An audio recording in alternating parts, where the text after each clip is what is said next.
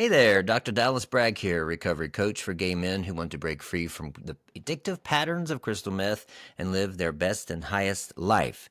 That second part is most important. Live your best and highest life. Today, I'm going to tell you how to take back control of your life, to wake up out of the autopilot, and finally call the shots, to stop being a pawn of the crystal methamphetamine molecule. On this channel, you'll find lots of resources to help you break free from TINA and attain your best and highest self.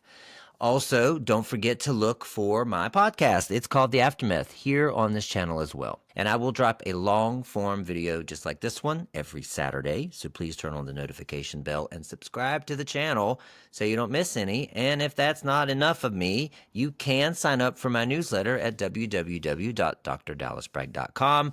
Click on blog and you will get a newsletter every Monday that is a working newsletter with reflective questions, journal prompts, and actionable exercises for free. By the way, not for free, if you're interested in my one-on-one coaching program, it's called Recovery Alchemy. The link to apply is in the show notes. I take 2 new clients per month. Through weekly one-on-one sessions, weekly group sessions, and daily accountability, your life could look much differently than it does now in 6 months. So guess what? Most of this world is asleep. They wake up, they scroll, go to the gym, maybe. They work, they scroll, they Netflix, they sleep. What a life. The average person who grew up in suburbia, they graduated from college, they were employed by a corporation right out of college, then they got married, and then they have kids.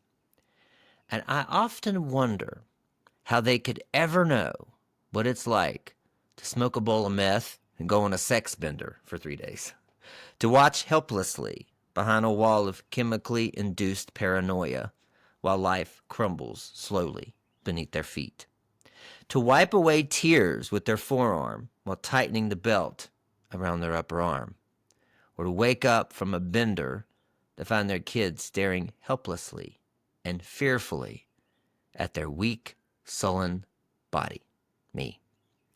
What the hell do those people know about hardship? If you are a meth user or a former meth user, we are the lucky ones. We get to view life through a different lens. We appreciate the light on a deeper level because we've been deeper into the darkness. But I've been noticing lately that some of you escape the grip of crystal meth only to find yourself trapped in another prison, autopilot living. You seem to conform to the rest of the world, get into this routine, work, sleep, Netflix, instead of leveraging your experience with meth. And you know what I'm talking about. That feeling when you're going through the motions, days blur together, when you're physically sober but still emotionally asleep, when you're letting old programming run the show instead of consciously creating your life. But here's what I know for damn sure. Recovery isn't just about stopping meth. It's about waking up to your own life and taking the pen back to write your own story. So here's the mechanics of mental autopilot. Think about driving a familiar route, right? You arrive home with no memory of the actual drive because your unconscious mind took over. That same mechanism is running approximately 95% of your daily thoughts and your behaviors. Most days, you're not making conscious choices at all. You're running programs. The I need external validation program that was coded into you when your worth was tied to performance. The I don't deserve good things program that got installed during your shame-filled using days. The I'm one mistake away from disaster program that kept you hypervigilant during the chaos, and the I can't trust myself program that reminds you of all your past failures. These aren't character flaws or moral failings. They're neurological grooves, default settings that your brain reverts to unconsciously throughout your day. And awareness is not enough. Here's where many recovery approaches fall short. They tell you to be mindful of these patterns without giving you the tools to actually rewire them. Awareness is only the first step. You can be perfectly aware you're on autopilot while the car keeps driving itself to the cliff or to the party, right? I've watched too many people get stuck in this loop. They recognize their patterns, they understand their triggers, they can name their trauma responses, and yet they keep living in the same damn day on repeat, just without crystal meth. That's not recovery. That's sober suffering. So here's what we know about the neurological prison. When you're operating on autopilot, you're letting your limbic system, that's the emotional brain, and your brainstem, which is that survival brain, run the show. Emotion and survival. These parts developed early and are lightning fast, but incredibly limited.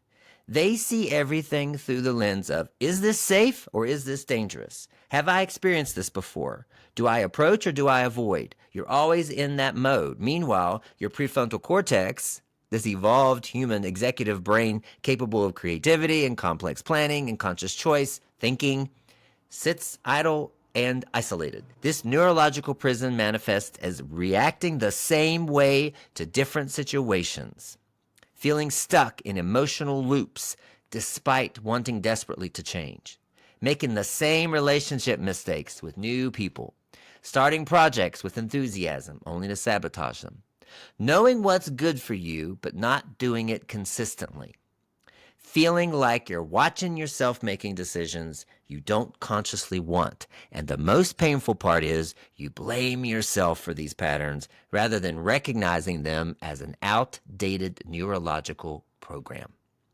So here's how we're going to take the pen back today. Here are 5 tangible practices that I've discovered to interrupt the autopilot and become the author of your life right now. Number 1, pattern interrupt ritual. Your brain has carved deep ravines of thought patterns, right, that lead back to that same place. Shame, helplessness, cravings, numbness. These neural pathways get triggered dozens of times a day without you even noticing. So go deeper. Create a personalized pattern interrupt that engages multiple senses. This is what's important. When you catch yourself in an old thought loop, stand up immediately. That's the physical shift. Or rub your temples, your hands together. Say your powerful phrase out loud. I'm the author now, or something like that. Like, I'm in control. That's the auditory. Hold something with texture, a stone, a fabric, something cold. That's the tactile. Look at the specific image that represents your future self. That's visual. Bring it up. Who am I in 6 months? Who am I tomorrow? Who am I without meth? And then take 3 deep breaths while imagining cutting the cord to that old story. You do all that at once, you are going to create a new pathway, I promise. The science behind that is pattern interrupts create a momentary consciousness gap where your higher brain can step in before autopilot takes over. It's like you're giving it something to do for a minute while your actual self takes over. Each time you do this, you're literally rewiring neural pathways. So you can start today. Set 3 random alarms on your phone. When they go off, notice what mental loop you're in. And practice your pattern interrupt. Practice what I just said. Track how many times you catch yourself before the alarm even goes off. All right, number 2, voice record your thoughts. Most of us have a constant mental radio station playing the same tracks on repeat. The problem is we've been listening so long that we don't even hear it anymore. It's background noise, and it's poisoning our present. So go deeper. Create a sacred morning voice practice. I love this. First thing after waking, before checking your phone, record yourself speaking for 5 minutes. Start with, what's true for me right now is, and keep talking without filtering. Listen back immediately with compassion, curiosity, but no fucking judgment. Note recurring themes in a dedicated journal. So you can write those down. So every Sunday, listen to the clips from different days. Notice the patterns. The voice recording works because it externalizes your thoughts, gets them out of here and out. You literally hear yourself as others would hear you. That separation creates the space for transformation. You'll be shocked at how many times you say, I can't, or I always, or I'm just not the type who. Start today. Record yourself answering. What stories am I telling myself about my recovery that might not actually be true? Don't prepare. Just hit record and speak. All right, number 3, create a power schedule. In active addiction, your day revolved around using. In early recovery, it probably revolved around not using, right? But now you're in the murky middle where anything goes, and that's dangerous territory for our brains. Crave structure. So go deeper. Your power schedule isn't just about productivity. It's about reclaiming your agency. Each night, take a blank index card and map the first 90 to 120 minutes of tomorrow. Include exact times. 7 o'clock wake up, 7:05 make bed, etc., etc. Include one physical activity, one mindfulness moment, and one creative act. Place this card and everything you'll need, which would be workout clothes, your journal, your pen, whatever, in a dedicated space. The next morning, move through this schedule with absolute commitment, like it's a sacred promise. And after completing that morning sequence, write one sentence about how it feels to honor your word to yourself. The magic isn't in having a perfect morning either. It's in the creating evidence that you do what you say you'll do. That's powerful. So each completed morning rebuilds trust in yourself that was damaged during your active use. So start today. Write your power schedule for tomorrow. Right now, do it. Grab a pen and do it. Start small. 60 minutes of intentional living. 5 minutes. It creates momentum. All right, number 4, start a wins jar. Your brain has a negativity bias. It's like Velcro for painful experiences and Teflon for positive ones. This was useful when we needed to remember which berries made us sick in the jungle, right, or in the woods. But it's terrible for recovery and life in general, where small wins often go unnoticed. So once you go deeper on this, create a multi-sensory wins practice. Find a clear jar or a box that you can see into. Each night, write one small win on a colored piece of paper, different colors for different types if you can. As you place it in the jar, say out loud, I acknowledge this victory. Once a week, empty the jar and sort the wins into categories: relationship wins, self-care wins, work wins, emotional regulation wins, sobriety wins. Notice which areas have more or fewer wins. Take a photo of your pile of wins at the end of each month. And when you're struggling, physically hold these papers and read them out loud in person. That's the important part. I choose self-care by. The wins jar works by counteracting your brain's negativity bias with tangible evidence. It can't lie to you when you have the truth in front of you. Over time, you'll start automatically noticing wins throughout the day because you've trained your brain to look for them. So start today. Write down 3 wins from today, right now, no matter how small. I opened this email. Counts. I took a shower. Counts. Anything. Everything counts. Number 5, redefine your identity statement. Your brain makes decisions based on your identity. I'm a runner. Makes getting up for a run easier than I'm trying to run. The problem in recovery is that we often carry outdated identity labels that keep us stuck. So go deeper on this. Create an evolving identity document. Take a full page and draw a line down the middle. On the left, write, I was someone who, and complete it with aspects of your using identity.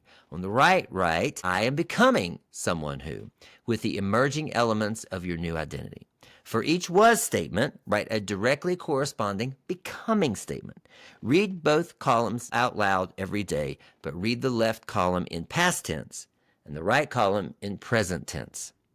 Each month, update the document, gradually moving items from becoming to I am someone who. So I was someone, I am becoming someone, and I am someone. Share this document with one trusted person who sees your highest potential.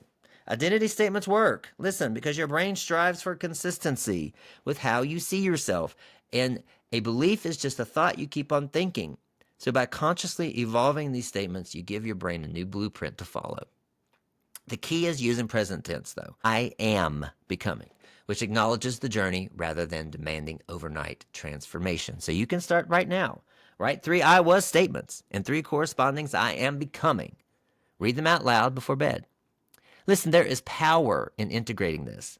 These 5 practices aren't separate techniques. They form an ecosystem of awakening. Do them all I promise you will see a huge difference in your life. The pattern interrupts create the space.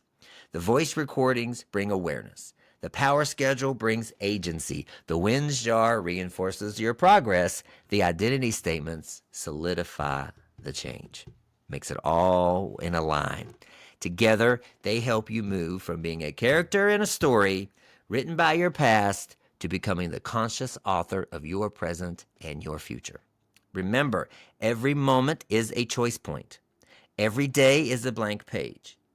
You escaped Crystal because you're resilient and you're powerful. And now it's time to use that same power to create a life that's not just sober, but awake.